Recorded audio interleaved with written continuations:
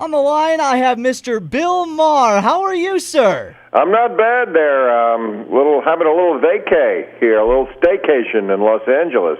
Awesome, awesome. Now, we're looking forward to seeing you here at the Orpheum Theater. It's happening August 15th. You've been doing comedy for a long time now. And, of course, you also Yes, I was a child star. Yeah, you also have a TV show that's going on right now, The Real Time with Bill Maher, which I just love that show. Oh, thanks. Well, I'm off for August, so I figured good time to hit the road. There you go. Now, what do you love about doing stand-up that it keeps you going out there year after year? Well, they once asked Bob Hope, who was doing stand-up until he was 100. They say, Bob, you always go on the road at your age. What is the point of it? And he said, the gardeners don't clap. And I think that's it. I think getting laughs is an addiction.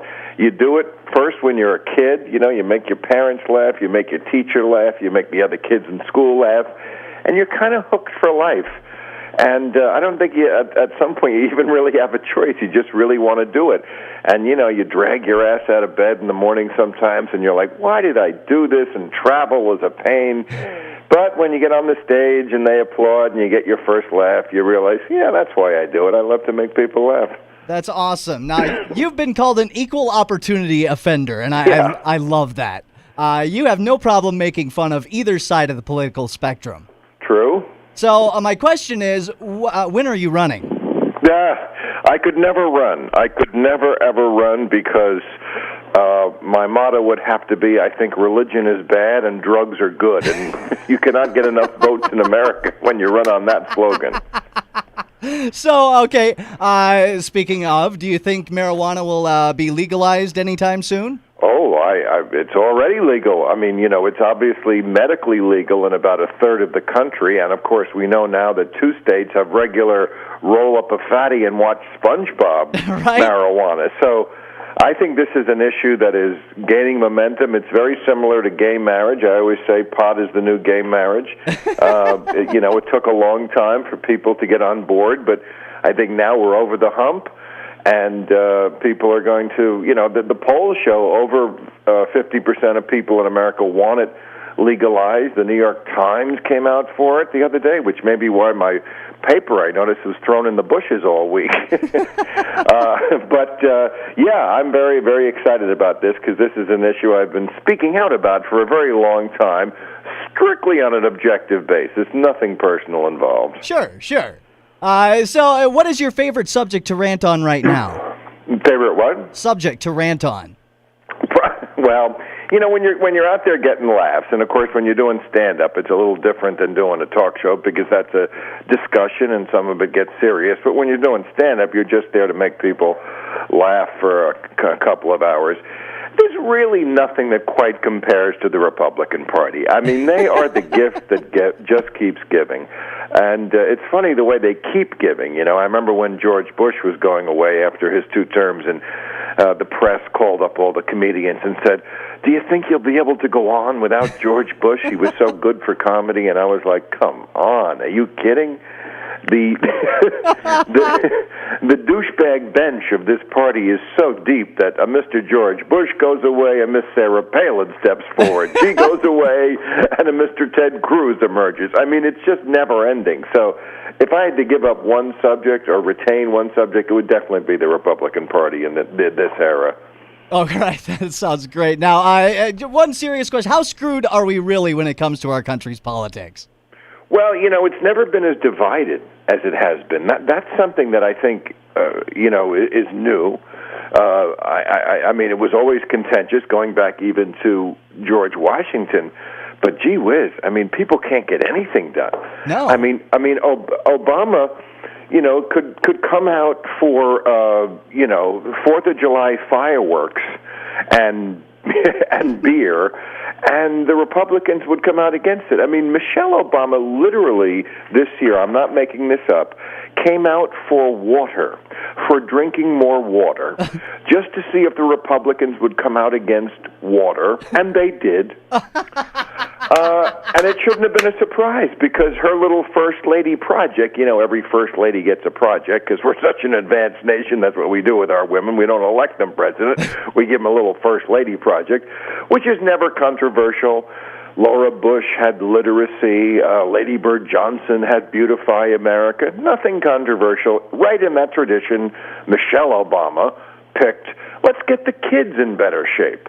Again, not controversial. Well, of course, on the right, they thought this was just blasphemy. How you dare tell me how to raise my kids, black lady? These aren't fat cells; these are freedom cells. So I just think we're at a place where nothing is going to get done until somehow that fever breaks. Yeah, absolutely. What do you think? This happened a while ago, but what did you think when you heard that Wayne Brady wanted to slap you? Well, I don't really know Wayne Brady, I'm not even that sure what set him off. I mean, I remember what you're talking about. But, I think, I don't know how old Wayne is now, but I'm guessing he's over 40. I'm well into my 50s. That's over 100 years of fighting experience. I just don't think people our age should be having fistfights. I mean, it could hurt our prostate. I don't think I'd be too scared of Wayne Brady. I don't know. I bet. Well, I'm a lover, not a fighter, Wayne. So whatever I said, I take back. Well, okay. Another thing, I know you're a big fan of the New York Mets, and you got involved with the Mets now, right? Yeah, well, a couple of years ago, they were having some financial difficulties, and they put about 40% of the team up for sale. And, somewhere around a dozen investors were allowed to buy a little piece each. So I thought, since I'm never going to be a Major League Baseball player, although that was my dream, that's the next best thing. So yeah, I'm heavily involved with the Mets. I don't imagine they have a lot of fans in your neck of the woods, but not too many. No, in fact, I was gonna put a personal plea out there to take it easy on my Cubs. You guys have won a World Series more than us. Is that who Iowa roots for? The Cubs? Well, that's who I root for. Right. There are a lot of Cubs fans here, though, too. Yeah. But being a fan of baseball, that's got to be pretty cool to be an owner in a Major League Baseball team. Yeah, it is. It's fantastic. I wish the team was doing a little better, but they actually have some hope for the future, I think. And you know what? Even if they don't, it's a Major League Baseball team. I'm amazed that it was still available when I went to get it. I thought it would be snapped up in a day. I read about it in the newspaper that said, "Hey, the Mets are selling off 40% of the team, and people can buy in." I thought, "Oh well, this will be gone in 10 minutes." There's a lot of people richer than I am, and owning a baseball team or a little piece of it even is a very rare opportunity. No, they were all spooked by the fact that the Mets were in such bad financial shape, and I said, "You know what? This is baseball. They're not making any new baseball teams. This is one of the greatest, even if I didn't love the Mets, just as an investment, sports teams always go up." Look at Donald Sterling. He just sold the Clippers against his will for $2 billion. He paid like $13 million for them in 1981. Wow. Steinbrenner paid $10 million for the Yankees in 73. If they sold the Yankees today, they'd probably get $5 billion. Oh, at least. Absolutely. Yeah, it's a great investment and just kind of cool to say. Yeah, it's kind of cool to say, but but I don't have that kind of money where I can lose it, Sure. And the Mets could go 0-162, and I promise you they would still sell for billions of dollars. It's New York. Right. They're not making any new baseball teams in New York. Absolutely. Getting off of baseball, you can have dinner with 3 people live or dead. Who would you have a meal with? The Bee Gees. All of them. Well, you said 3 people. 2 of them are dead. I just saw Barry Gibb at the Hollywood Bowl. I love the Bee Gees.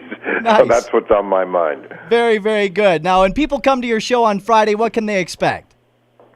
Well, they can expect to laugh their ass off.